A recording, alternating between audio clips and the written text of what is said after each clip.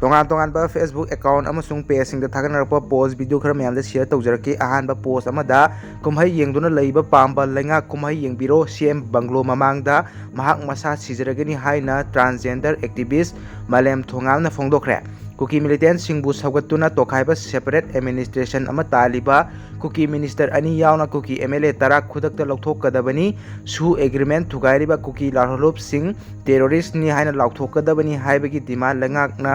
थबकतो ओंथोकतबना नुमित 35 की मतम थाखरे हाइबा मतम असि फावबा लंगाकना करिगुम्बा थबक अमता पाइखतबा तारबदी कुमहै येंगदुना लैबा पांबा लंगाक कुमहै येंबिरो चीफ मिनिस्टर बंगलो ममांगदा मसा मतंता सिजरगनी हाइना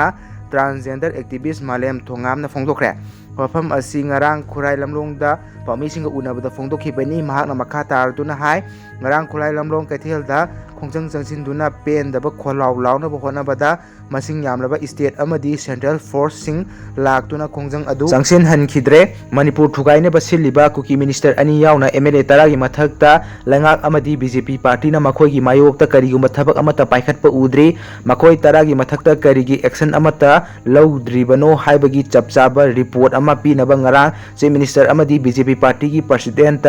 आरटीआई थाखरे हाइनसु पाव असिना मखा तारे अतोपा पोस्ट अमदा मणिपुरी रील्स कलेक्शन हाइना लैरिबा फेसबुक पेज अदुना थाकलबा पोस्ट अमा मुक शेयर तौजरके कुकी सिंगना मोरे बाईपास रोड तौखाइदुना लंबी फाउना हनखिद्रे गवर्नमेंट की अरोनबा इंटेलिजेंस रिपोर्ट अमदी मेसेज सोशल मीडिया दा वायरल ओरकपा लेप्त्रे ngara yu security force की कांगबु अमना होलेन फाइद संगसिन नब होनबदा मोरे बाईपास रोड ता कुकी नुपी सिंगना थत्तुना थमलबा मतुंग लंबी तौखाइदुना फाउनबा हनखिद्रे हाइरे प्रेस न फंगबा पावी मतुंग इना स्टेट फोर्स बीएसएफ अमदी सीआरपीएफ की अपुनबा कंबाइन टीम अमा संगसिनबा होनखि अदुम ओइनमक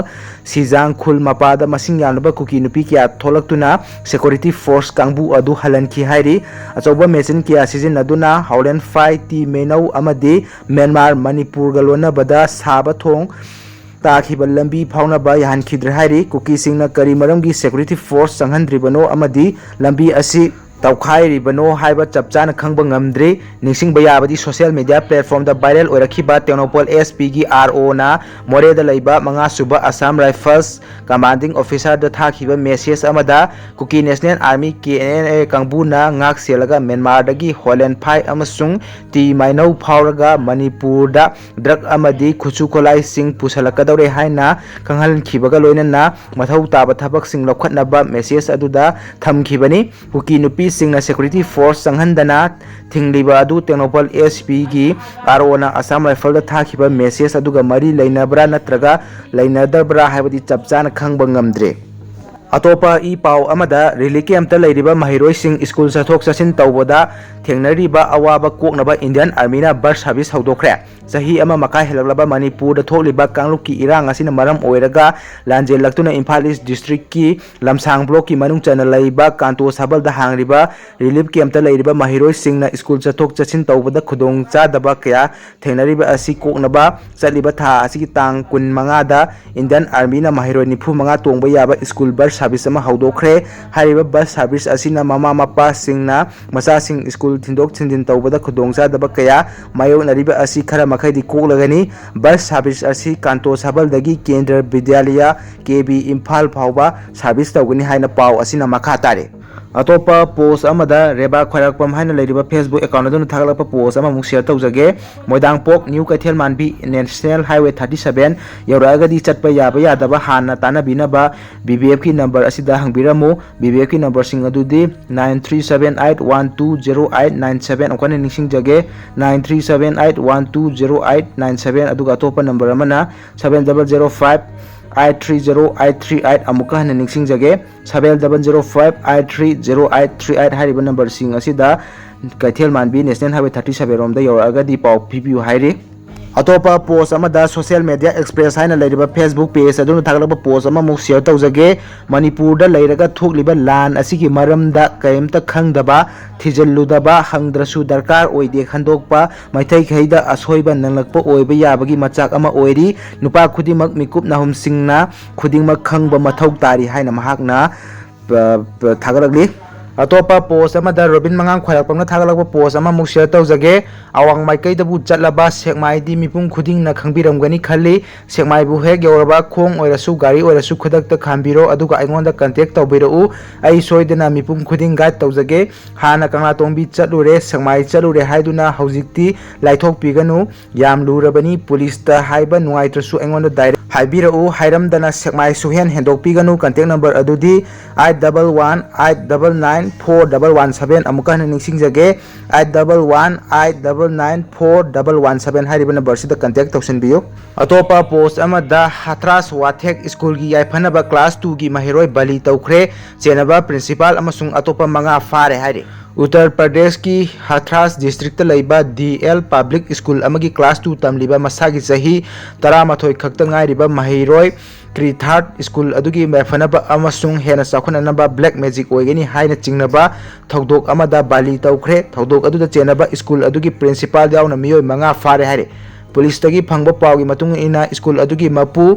Soban Singha asi tantriki oiba thabak thoram singda yamna kanna thajaba miyoi amani mahakna school adubu hena phaba amadi sakhotna nabaga loinana mahaki imung manung adu hena phanaba hotnabada mahiroi ama bali taunaba mahaki machanupa school adugi director Dinesh Bagel da haikhibani haire paw asina makha taraduna tha asigi kunhumdoi da school adugi staff ahunga loinana mapa machana school adugi hostel dagi mahiroi adu pharaba matung tonganba mafam amada puduna bali taunaba hotnabada mahiroi adu mikap thoraktuna kaplakpadagi makhoina mahiroi adu makhori melaga hatkibani haina Hathras ki additional superintendent of police Ashok Kumar na makata na phongdoki atopa post amada Robin Mangang khorakpon thagalakpa post ama muk share tawjage karisu leitaba thodok macha macha kharagidi aigi yum mathak sidaga paisilakliba helicopter si haidana kanade hekta pumtoi to helaudaga mali asaw sang kya amana tawsilakpa phone call sina khangba lakpa ngamde threaten su tawri them su themei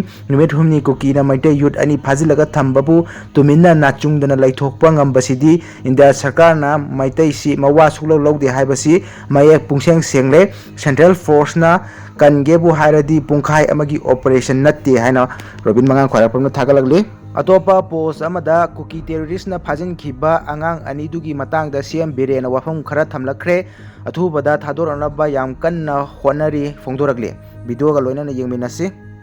si ekaira botki o khangkam ni ga mara bot chamaga kuni palak suba mapot bisida kaba Manipur ki miyam am divat miyam da ya project injury mana lingjaramba Manipur Bharat madu oinanaba punna langna minasi hona minasi ba sejma bijali duga hujik hongong sari ba thogok sigi matangda yamna laibuk thiba thogok ni koi moi ohun gi manungda amadi numitta da dum thadore aduga ani mo se phawba ki militant singdugi putta leidi ekoi center madi state government ayub mungkin dang pau phaunaraga yam kanna soiba ngamba yaugrani bisu thadorona ba ekoi contact only wari sanari loinana wari sanabaga loinana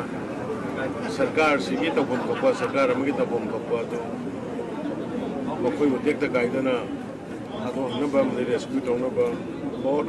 centre मदि state अनि संगना कल होन मिनरी elephant सिगी custody the लैग्रबा सा सिंदुगी इमुंग मनुंग सिंगसु मतम खतंग पुनिंग खाथना लैबिना bye को याम कन्ना Hotnari hujik maksu koi DG masa hairiba mafamduda desipro salaga bari odai tonaba Haikhre ado soidana positive oiba lambirom da lakani haibagi thajaba koida lai mayam punna short terminasi haidara mayam da apel to government ke side ge koi do hoya ba ꯑꯦꯔꯤꯌꯥꯗ ꯍꯥꯏꯕ ꯌꯥꯕ ꯃꯌꯥꯝ ꯑꯃ ꯂꯩ ꯇꯧꯕ ꯌꯥꯕ ꯂꯝꯕꯤ ꯈꯨꯗꯤꯡꯃꯛ ꯊꯤꯔꯒ ꯑꯩꯈꯣꯏ ꯍꯣꯠꯅꯔꯤ ꯍꯥꯏꯗꯨꯅ ꯑꯗꯨꯃꯥꯏꯅ ꯃꯌꯥꯝ ꯂꯩ ꯈꯪꯍꯟꯖꯔꯤ